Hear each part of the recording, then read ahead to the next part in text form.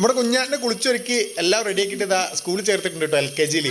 അപ്പോൾ രാവിലെ തന്നെ എണീറ്റ് കുറേ ഉപദേശമായിരുന്നു. സ്കൂളിൽ പോയി കരയരുത്, വാപ്പാനിമാനും കാണണം പറഞ്ഞ് കരയരുത്, അവിടെ പോയി കഴിഞ്ഞാൽ ഓട്ടോറിക്ഷ അവിടെ കൊണ്ട് ഇറക്കി വിടും, വൈകുന്നേരം ആയി കഴിഞ്ഞാൽ കൂട്ടിക്കൊണ്ടുവരും, അതുവരെ കരയാൻ പാടില്ല, കരയാണ്ടിരിക്കണം എന്നൊക്കെ പറഞ്ഞിട്ട് ഉപദേശമായിരുന്നു. പക്ഷേ ട്വിസ്റ്റ് വേറൊന്നുണ്ട്, ഇതാ ഇപ്പം കാണിച്ചു തരാം കേട്ടോ. പിന്നെ എന്താണ്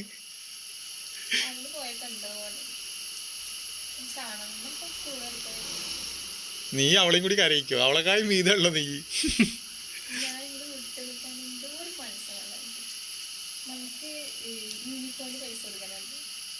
യൂണിഫോമിന് പൈസ കൊടുക്കാനാ പറഞ്ഞിട്ട് പോവാ.